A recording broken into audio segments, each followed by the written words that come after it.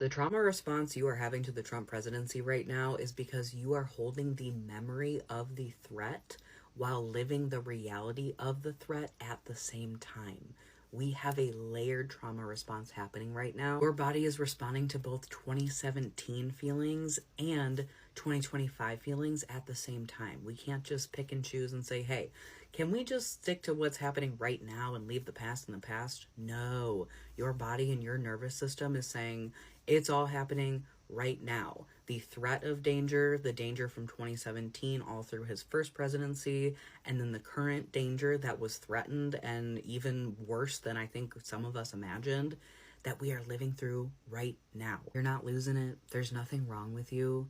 You are in fact living through compounding trauma, moments of incredible uncertainty, and genuinely traumatizing exposure to everything and anything violence related constantly. And that's on top of everything we've already experienced, especially when it relates to Trump's first term. You're going through something. You're going through a lot, actually. So act like it. Be kind to yourself. Be patient with yourself. Know that this isn't just the moment you're responding to. It's everything. It is as heavy as it feels, and you need as much grace as you can give yourself. Like, even more, honestly, if we can push it a little bit. I got to address this complete lie, which I see a lot of, that life was great under Trump for 4 years. The reality, it was awful. Trump was a complete incompetent, the worst president of my lifetime. Look at this face. I've been around for a while.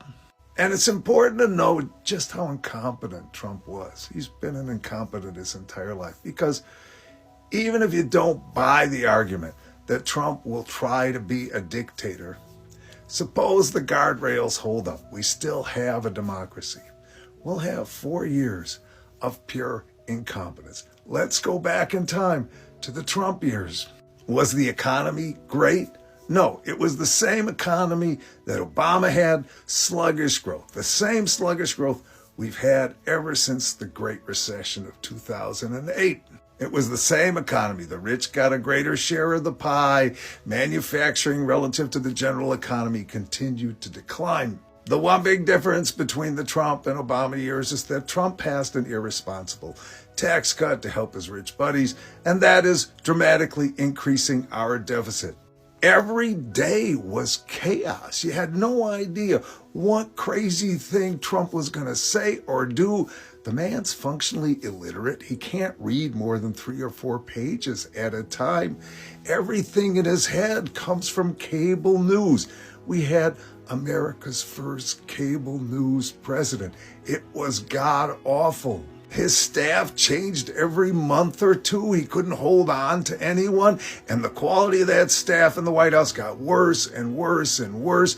By year 3, it was absolute garbage. And if you define a presidency by how it responds to crises, what was Trump's number one crisis? The pandemic. How did he respond? Completely incompetently. People died. Hundreds of thousands of American citizens died unnecessarily because of his incompetence. That's a fact. At the end of his 4 years, America was in shambles in every way, including economically. A complete disaster. And then to top it off, because he tried to stage a coup because he couldn't accept the results of his loss. Why did he lose? Because America understood he was incompetent. So America under Trump's 4 years was a nightmare. And even if the guardrails would hold for his next presidency, we know what to expect. More incompetence. So over 60% of Americans are living paycheck to paycheck right now. What happened? We're under the Trump economy now for 6 months. Didn't everybody get their big Trump raise? I thought as soon as he got into office, you would go to work and your employer would be gracious enough to give you a big fat raise because Trump was elected. This country has got to stop putting the billionaires first. We've given tax breaks and tax cuts to the billionaire class for far too long, while the average American suffers. Over half of this goddamn country is living paycheck to paycheck and surviving off of credit cards. But every time we bring up a living wage, everybody on the right's like, well, stuff will cost more if we have a higher living wage. Let me retort by saying the same thing back to you. Well, if you can't afford it, don't buy it. Isn't that what you always tell everybody else? Stop buying coffees, stop buying lunches, live within your means if you can't afford it. A living wage is what this country needs desperately. It is the only thing that is going to save the low income and the middle class of the United States of America. You're complaining about people on SNAP benefits, which cost the average taxpayer about $27 per year, but yet you have no problems giving corporations and billionaires corporate welfare by the tunes of billions and billions of dollars. It is absurd. Your priorities are all wrong. We need a living wage. Let me know what your thoughts are on the living wages in this country. Like, share, follow for more. This is Grim with Get the Rant, and I'll see you all in the next video. Donald Trump is pushing America towards a martial law type state where he is using the military as his personal police force illegally. This should concern the hell out of you. Here's everything that you need to know. As of filming this video, Donald Trump has deployed American troops against American citizens in Memphis, Washington, D.C., Chicago, and Portland. The White House is also considering sending a highly specialized Army infantry unit that fought in both Iraq and Afghanistan into Portland to quell protesters. Last week, when Donald Trump gave a speech to his top generals at the Pentagon, he told them, and I quote, "The real enemy is the enemy from within," and that in deploying the military in these cities that we've already gone over and likely more to come, he is fighting a quote-unquote war, a war from within. He has also now directed the military to arrest protesters that they find burning the American flag. This is illegal, not only because federal law prevents the military from engaging in law enforcement duties such as making arrests, but also because burning the American flag is constitutionally protected under the First Amendment per a SCOTUS ruling from the 1980s. What Trump is doing is not about your safety, nor the safety of this country, it's about power. The commander-in-chief is using the U.S. military as a political weapon against American citizens, and in the process, he is breaking the law and violating his oath to uphold the Constitution. Let's continue watching this amazing video. It's Anthony. Welcome back to my YouTube channel. It's amazing. I'm not trying to interrupt you. Watch time. So what I really want to say is thank you for watching my videos. You mean a lot to me. And let's continue watching. My life is a lot worse with Trump as president. And that's not even what my political thought is based on anyway, but it's so frustrating that so many of you are trying to convince me that my life is better now that he's president, when that couldn't be farther from the truth. So number one, the homophobia that I've received has gone from here to here since Trump became president again. People feel so empowered and people say the nastiest things, not just in TikTok comments, but walking down the street. I used to not get comments, things were fine, and now people just shout the worst things. It is not a coincidence that this is happening now. People feel empowered, and people know they can be hateful because they see it from the highest level of our nation. Number two, I'm a teacher. Education has been completely attacked and obliterated by Republicans. We have very little freedom. Our classes are losing money. I have to pay for more than I've ever had to pay for out of pocket. And my students are scared to come to school. I have students who are immigrants, and it's frustrating. I also teach in a dual language program, English and Spanish, and people think that that shouldn't be allowed. When every single study on this topic shows how much it helps kids. Third, I live in a community of immigrants. I'm one of the only people who's not an immigrant near where I live, and people say all the time to me, well, you're not an immigrant, immigration doesn't affect you. Immigration could not affect me more, even though I'm not an immigrant. Everybody else that lives in my house with me is an immigrant. Pretty much everybody on my street's an immigrant. All the food I eat is produced by immigrants where I live. I literally depend on immigrants for my health and my safety. So it affects me a lot. So my life is so much worse with Trump as president, because even that the production in my community is so far down because of how people are feeling and what's happening around us. my personal identity is being attacked, my profession is being attacked. It's all being attacked. And as much as I would like to act like I can get through this and things are going to be fine, it hurts a lot. A lot. And so when I hear people say, well, your life is better under Trump, I'm like, first of all, that's not even what my politics are based on. My politics are based on what is going to uplift the most vulnerable of us, even if it means I don't get as much. But second of all, my life actually is much worse under Trump. Much, much worse.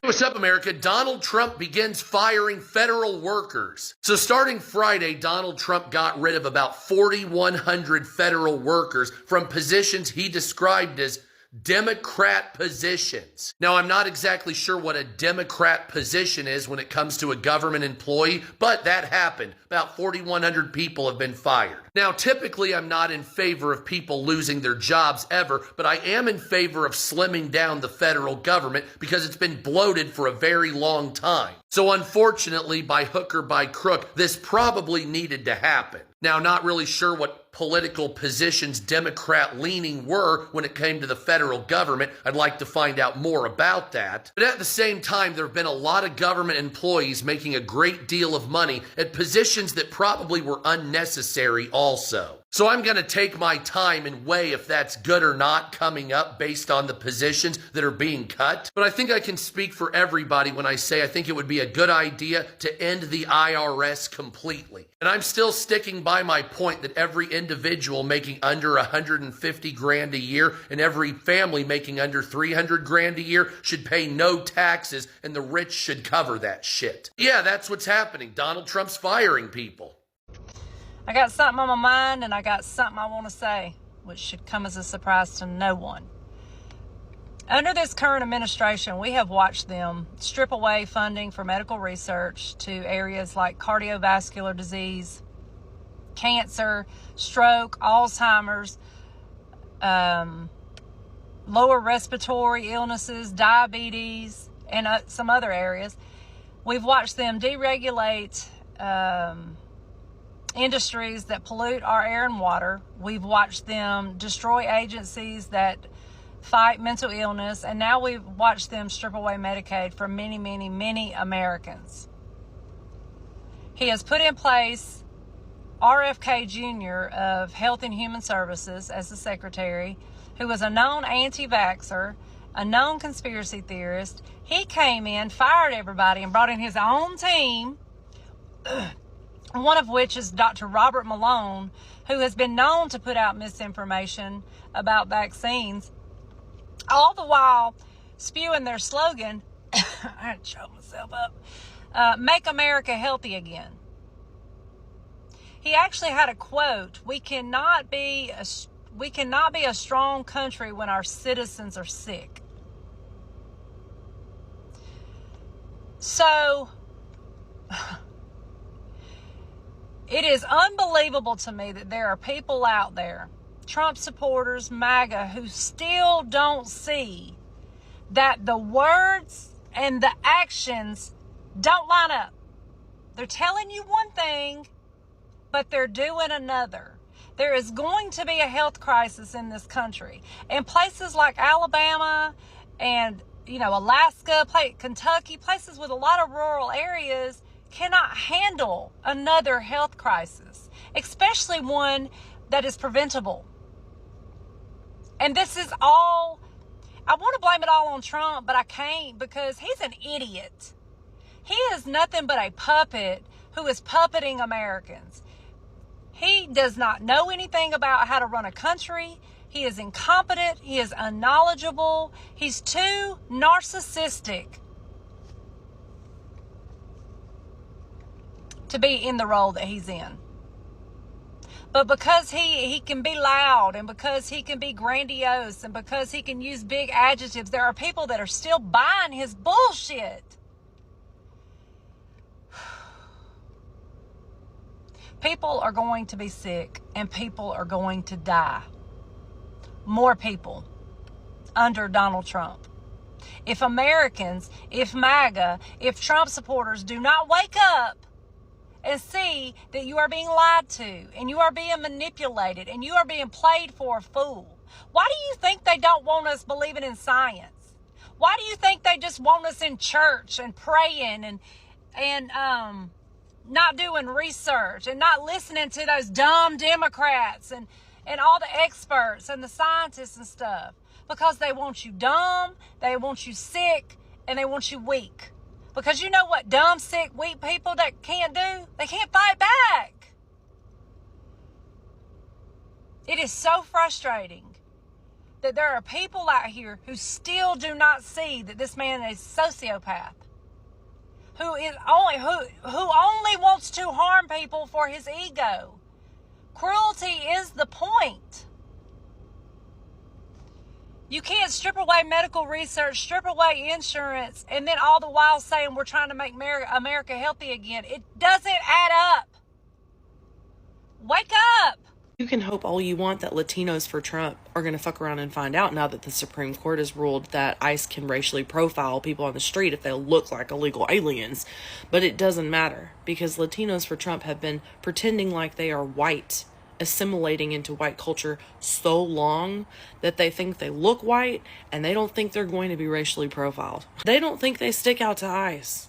They have whitewash goggles so badly that they think to a gang of ICE agents that they look like a white person. Don't get started on me about this whole, this white girl's talking out of pocket, doesn't know what she's talking about. I'm Cuban American. I'm very acutely and intimately aware of the thought processes going on here. You can bark at them all they want about, oh, look what you've done now. Look what you've done now. Now you're a target. Now you're a target. You can be racially profiled. They don't give a damn. They don't give a rat's ass. I know this particular niche issue doesn't really matter in the grand scheme of things because the Supreme Court did indeed just strip away civil rights from everyone in this country, especially those that are black and brown. But, to me, it kind of matters. They voted for this, yes. They've done this to themselves, but they still don't give a shit.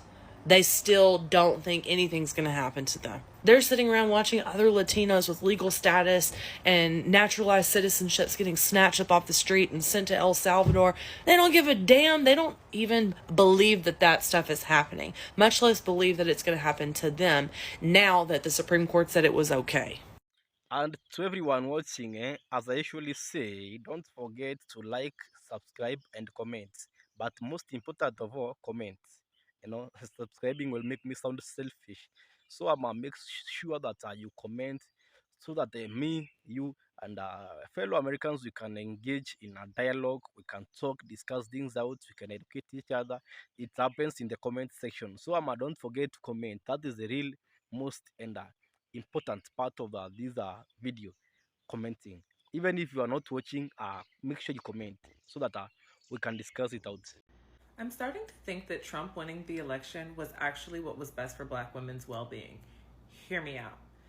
When Obama first got elected for his first time, I lived in a very white community. I was in high school, sophomore year to be exact.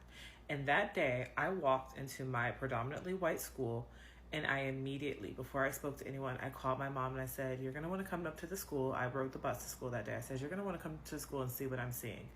My mom got there and saw how those white kids who I went to elementary school and middle school were looking at me. The parents were in the lobby of the high school. People were crying. There were prayer circles. I immediately became like enemy of the state simply for my proximity to these white folks, and their internal anger and hatred was going to be taken out on me. And both me and my mom, without a single word spoken to these kids or their parents, understood that. I immediately was transferred out of that school that day, the very day that Obama was elected for his first term. And thinking about what it would mean for us as black women if Kamala was elected, knowing the internal hatred that these white folks have for black people, and more specifically for black women, Obama was one thing. But for a black woman to be president, our proximity to them would be so uncomfortable. So much of that internalized misogynoir, hatred, ignorance they would take that out on us in our professional spaces, and, how we work with them, and, how we're treated when we go into places. I love nothing more than seeing all these black homemakers and black women resting and leaning into community. And I think that even though politically speaking, yes, Kamala would have been the better choice for us all. But for Black women specifically, being able to fall back and say, this is y'all's mess, enjoy it. Y'all go out and march. We're at home. We're making bread. We're starting podcasts. We're raising kids. I think that this was the answer to the soft life we've actually been praying for.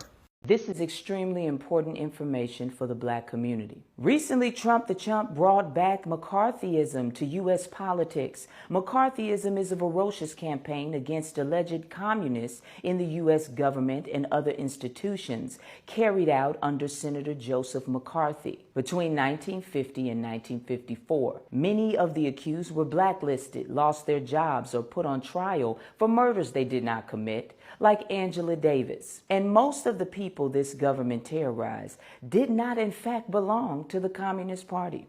But now, instead of targeting communists, they will now be targeting anyone who's not MAGA. It sounds like a bad joke, but it's not. This new executive order, released September 25th, is already making waves across the political spectrum. It's called the National Security Presidential Memorandum 7, or NSPM-7.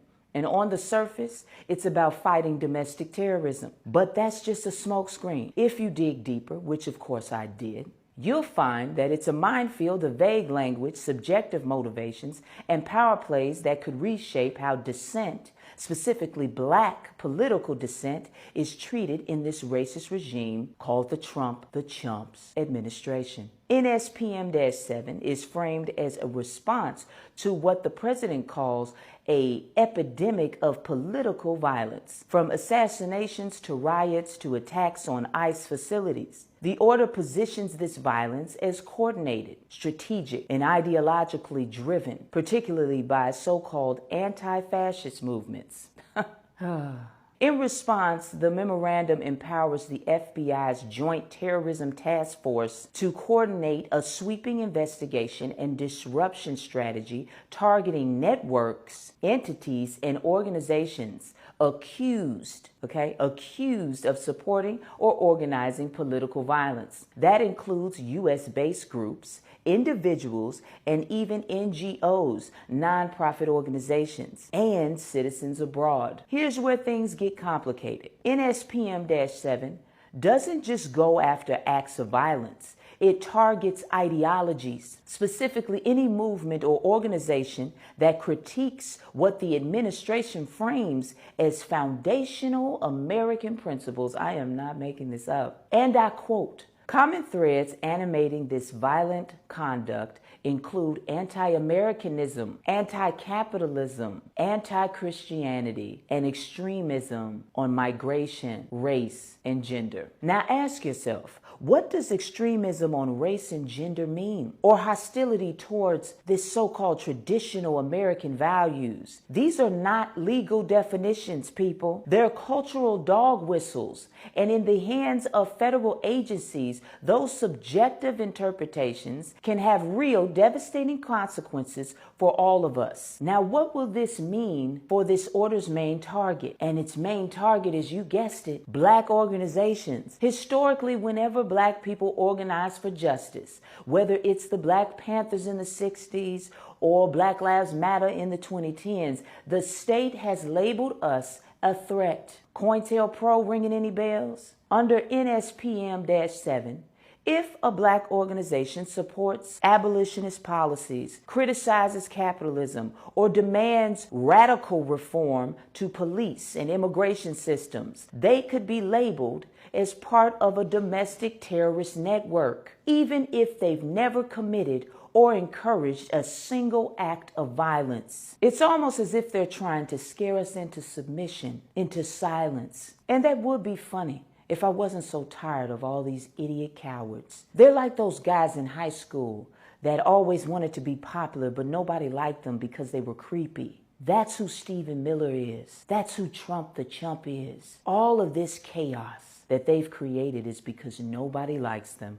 This order explicitly names anti-fascist movements as the ideological backbone of modern domestic terrorism. But who gets to define what's anti-fascist? The administration? The DOJ? And what if your group just happens to criticize ICE or protest a courthouse or, God forbid, fundraisers for people arrested during demonstrations? That might now be enough to warrant surveillance, financial investigation, or worse. NSPM-7 doesn't stop at investigation and arrest. It gives the Treasury Department and IRS broad authority to track, audit, and disrupt the funding of so-called domestic terror groups. That includes revoking tax-exempt status, freezing assets, and even prosecuting employees of nonprofits.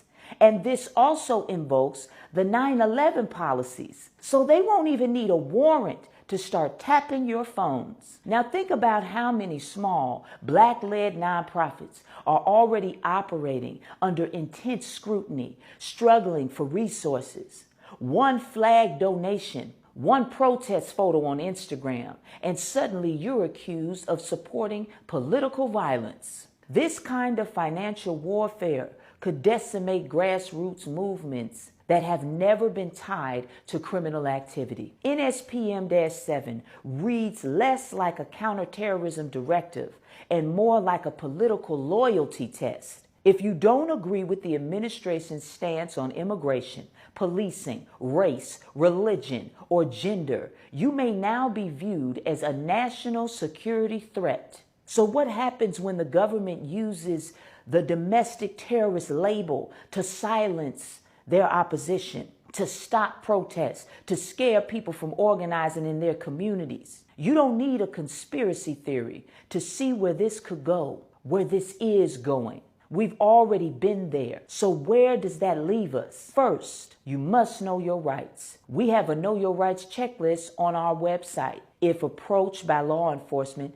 of any kind, and if you're organizing, fundraising, or educating, stay legal, stay transparent, and document everything. Second, demand oversight. Congress must do their job and step in and ensure that NSPM-7 isn't used to target peaceful dissent. And third, be like me and don't stop speaking out no matter what. This executive order is designed to scare movements into silence. But this isn't a movement. This is a revolution for Black unity and equality. But the only way to protect our civil liberties is to exercise them. So share this video with anyone you think needs the info. I also have a link to the full executive order as well, so you can read it for yourself. If you have any questions, just put them in the comments section. If this video didn't scare you out of getting involved in the BRC's pursuit of peace and equality for all Black people,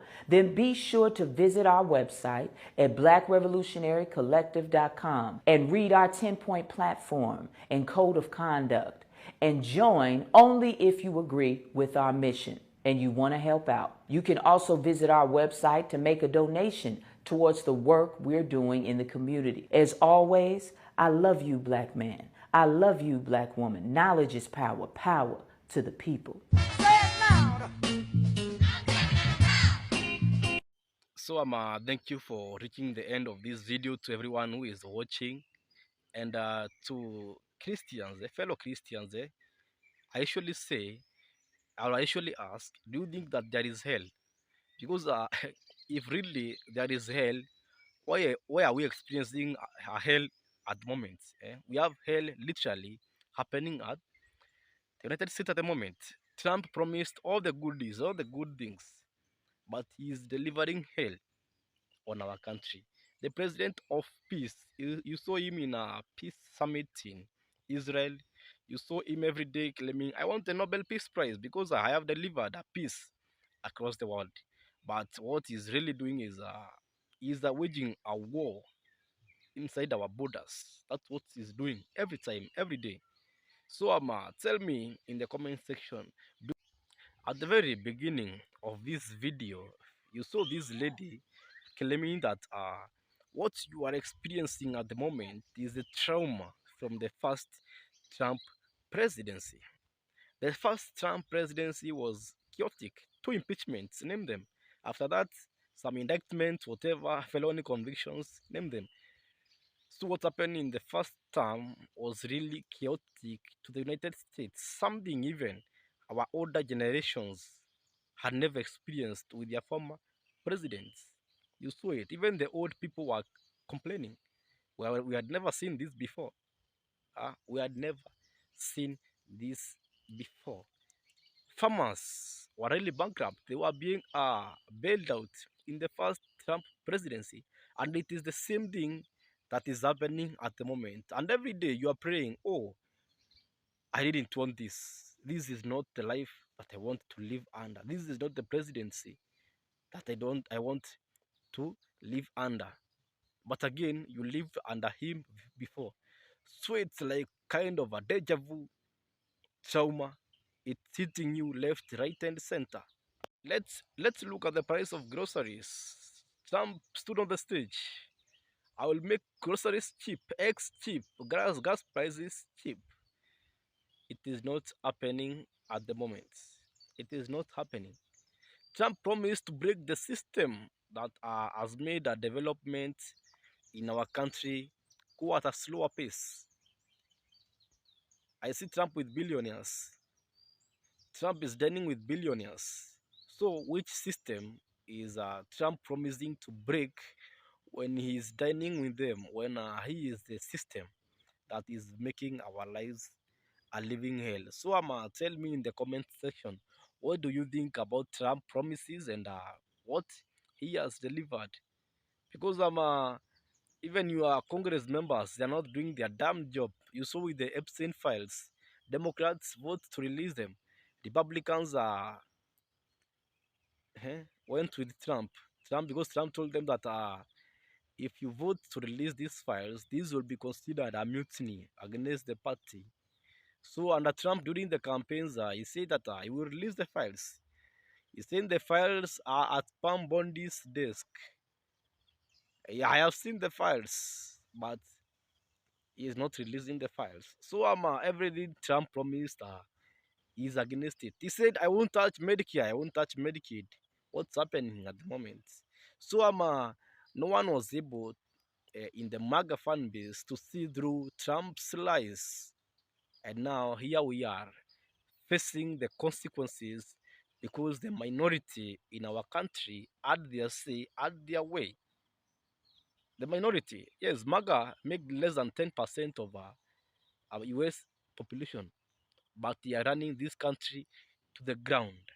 So make sure that we stop this train from running across the cliff by voting blue in the midterms. So as I usually say, stay focused, stay alert, stay blue, talk blue, discuss blue, wear blue, listen blue, hear blue, watch blue, vote blue, and until the next video, thank you for your attention to this matter.